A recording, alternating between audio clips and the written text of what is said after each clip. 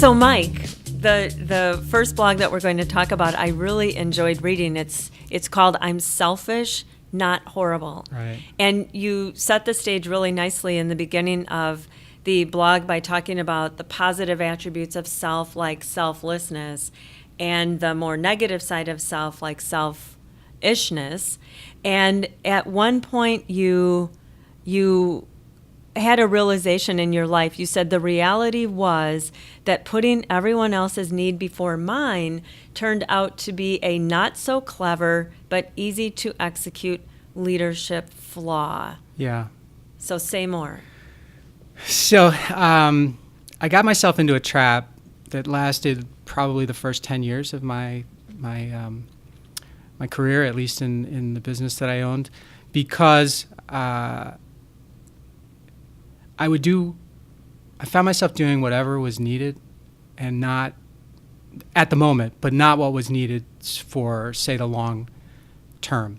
And I began to become very frustrated about that because I was busy, never enough time, but I wasn't getting to the things that I was supposed to be doing either. So it was, it just became something that had to change.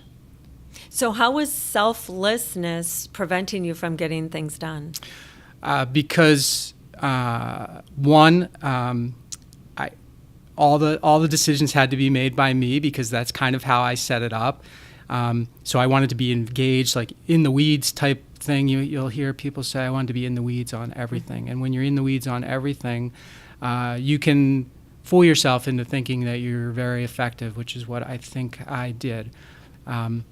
So that's what I mean by being selfless got in the way.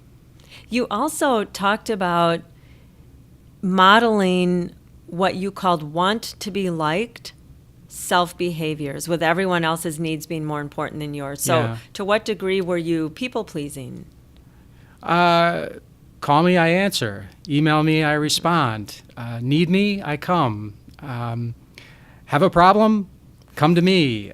You name it. I just, that open door thing. Sure. We're kind of taught, have an open door as a leader, which you need to, but it can't be open all the time because people then just think that because it's open, you're available. And I had to become less available to become better.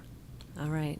Okay. So you one of your concluding comments was, I concluded that I had no other option but to get selfish. Right. So is that your advice to other executives in the world? It is, and not with the negative baggage that selfish oftentimes brings along with it.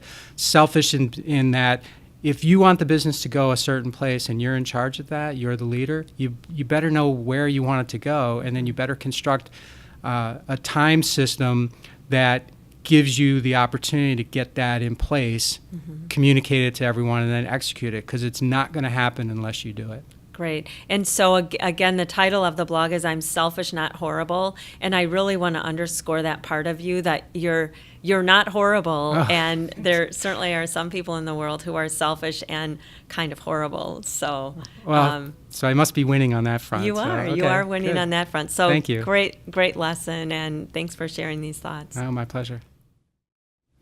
Mike, hello. I really like this blog. So this one is called "Learning to Like My Grudges." Yeah. And I'm pretty fascinated by it.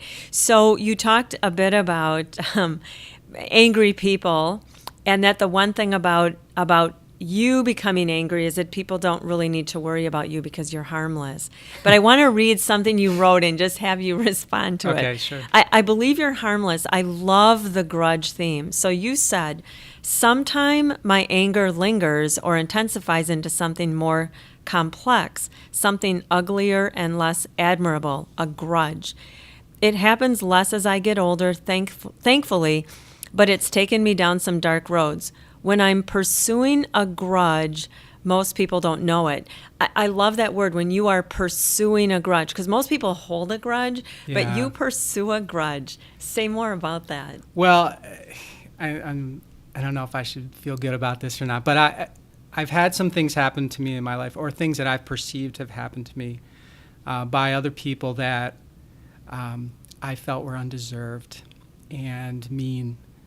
And it wasn't enough that they were found out. I needed to take some steps to kind of make it uncomfortable for them afterwards, and so that's what I mean by pursuing. Like it was active, but under the radar, I guess. Right, and you shared the example that you're more like the Wizard of Oz than Tony Soprano. Yeah, like and you behind the said curtain. cowardly pulling strings behind a curtain that hides the shame instead of throwing punches in public, like a man. Yeah, so for those of you who remember The Sopranos, I mean, Tony, there was no subtlety to Tony. He'd just come up and punch you in the face, and that was it. Like, right. And it was over after that. And I sometimes I feel like I never did that. I never did that. I was never one of those confront a person in an alley and just kind of have it out. And as I was thinking about it, as I was writing it, it seemed more cowardly the way that I chose to do it than that. I mean, maybe I just should have done that and it'd be over maybe faster. So you talk about anger, and anger, or a grudge, incidentally, is anger turned inward. And you talk about anger as a gift, and so say more about that. So when I get angry, that tells me that something's wrong. Right? That's probably not unique to me. But I don't get angry very often. So even though this story is about anger that I've sort of horribly managed, I don't get angry often. So now I've become, as I've gotten older, I understand that when I am getting angry, there's something that I need to actually do. And I look at myself, what I need to do, rather than sort of looking outward at what other people need to do to relieve the anger from me. So that's where I'm going with that. So in 1998, you were pretty angry about something, and you decided, in order to seek justice, that you would write a letter and send it to just about everybody. Yeah. What happened?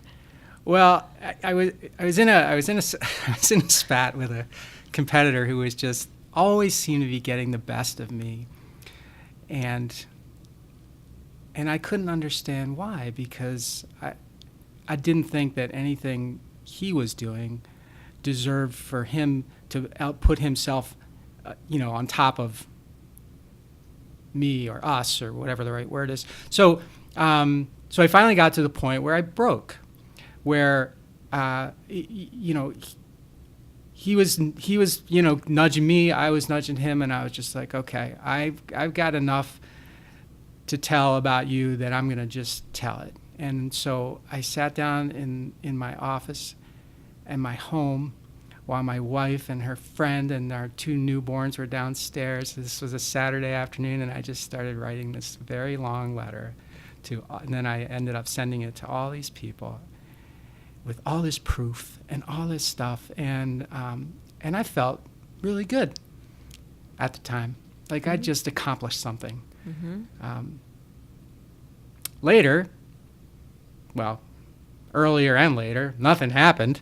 And as I thought about it, I thought, wow, I just made myself look like a really vindictive, petty idiot. And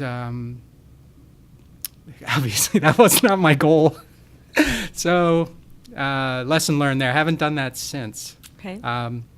But that's been 20 years and nothing's happened. In fact, so you did something to resolve it. I did. I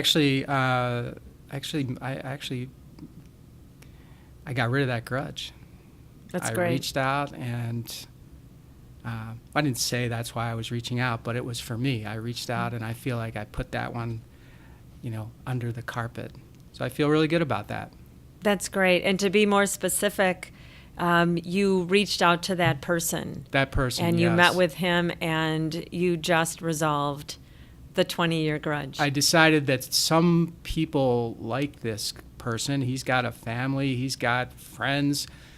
I must have missed something along the way. And so I went looking for that.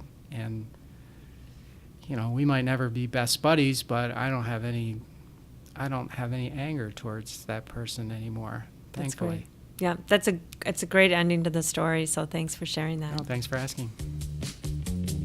Thanks for listening to this episode of the How'd It Happen podcast, where we believe that success doesn't happen unless you make it happen.